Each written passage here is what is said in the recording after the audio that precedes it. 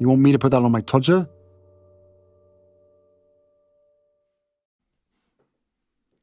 Harry's wife. From Obama 2.0 to figures of ridicule. You may have watched one of my videos where I explained that as a consequence of a failure to meet payments, that Harry's wife's ability to call upon the stable of supine publications is becoming reduced. That stable of People.com, Tatler, Harper's Bazaar, Town and Country, Elle, Cosmopolitan, Marie Claire, and of course, Hello, also includes the Daily Mirror and Newsweek. But it might be the case that Newsweek are not feeling particularly well predisposed towards Harry's wife any longer. Perhaps Jack Royston hasn't been invited for tea for some time, or the fact that certain invoices have not been settled. And remember, all of these news outlets have no actual loyalty to Harry's wife, although she believes that they should have. Their loyalty only arises as a consequence of payment. The fact is that it would appear that Newsweek is becoming less favourable. We've already had the article explaining about why they're not suing, which seemed to be supportive, but then it brought up the South Park episode and reactions to it twisting the knife once again. And here, in an article by James Crawford Smith, the title is Prince Harry, Harry's wife moved from Obama 2.0 to figures of ridicule. Prince Harry and Harry's wife's unforgiving spoofing by adult animated comedy South Park, there it is again, has illustrated just how far their public image has been transformed from Obama 2.0 to figures of ridicule, a British morning show has heard. Now, first of all, to suggest that they were Obama 2.0 is a bit of a stretch. They may well have thought that they were Obama 2.0, and certainly in Harry's wife's deluded mind, she took the view that that's what they could be, that she would be within the same stratosphere as the Obamas, and that would move in similar circles to them and wield a similar level of power and respect from certain quarters of the United States and the world at large. She, of course, governed by her deluded narcissism, believes that she's very much somebody like that.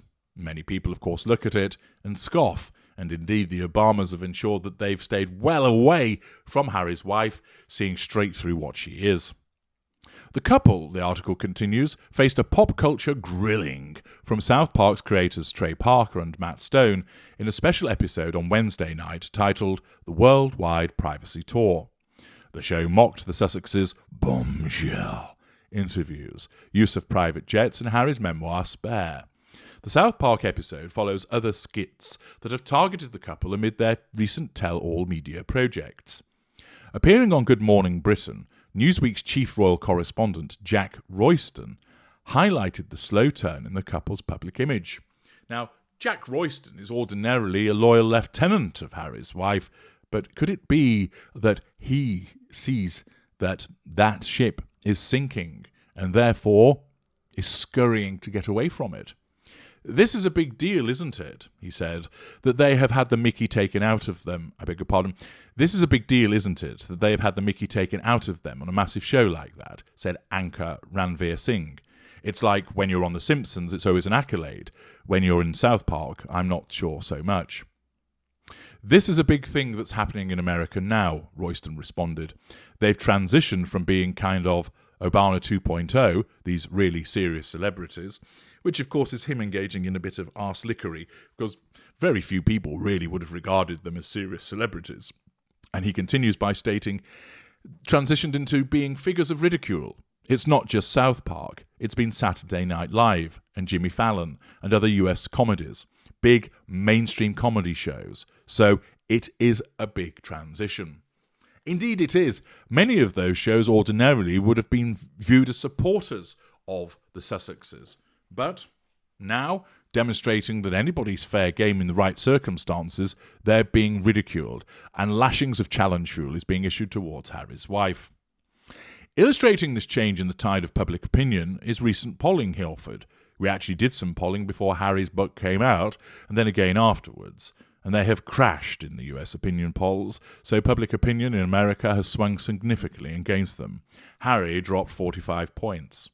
The polling, conducted for Newsweek by Redfield and Wilton 6 days after the release of Harry's spare memoir and the broadcast of his numerous interviews promoting it, showed that in the United States, the Sussexes are now less popular than King Charles III, Queen Camilla, Prince William and Kate Middleton. Harry's wife's approval rating sits at -13, while Harry's doesn't fare much better at -7. To illustrate how dramatically this has changed in recent months, similar polling in December prior to the release of their Shitflix docuseries, Harry was at +38 and Harry's wife at +23. South Park is not the only show to have taken aim at Harry and Harry's wife in recent months. Seth Meyers, James Corden, Arsehole, and Jimmy Fallon have all featured Harry and or Harry's wife as the punchline in their opening monologues or specially arranged skits. The late-night host to have given Harry the harshest spoofing over multiple shows has been Jimmy Fallon, who made a number of digs at the royal's admission in his memoir that he caught frostbite on his penis after a North Pole trek, and that he used Princess Diana's favourite lip cream as a home remedy for the affliction. At the Golden Globes in January, Chelsea Handler made the prince the butt of her joke, introducing the nominated shows which included true crime drama Dharma. Dharma became the third highest viewed show on Netflix, which had a combined watch time of 1 billion hours, Handler told the audience, which apparently is the same amount of time we're going to have to listen to Prince Harry talk about his frostbitten penis. It's enough already. So far, Harry and Harry's wife have not made any public appearances since the publication of Spare. They have not officially commented on the commentary surrounding the book or their other recent media projects. Newsweek approached representatives of Prince Harry and Harry's wife for comment. This article demonstrates two things.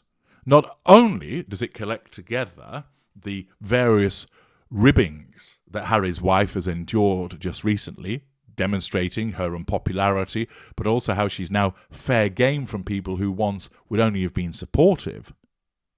But also the fact that for Newsweek to comment upon them, with the commentary from Jack Royston and the added commentary from James Crawford Smith, shows that a usually supportive and bastion of defence for the Sussexes is clearly having second thoughts about the continued support that they've demonstrated in the past. This is also demonstrative of the fact that many outlets will be regarding them as essentially finished, unable to get back to the dizzy heights that they once had, plummeting in popularity. And of course, the fickle nature of these outlets is that they don't want to be associated with losers, and that is what the Sussexes are looking like at present. I'm H.G. Tudor. Thank you for listening.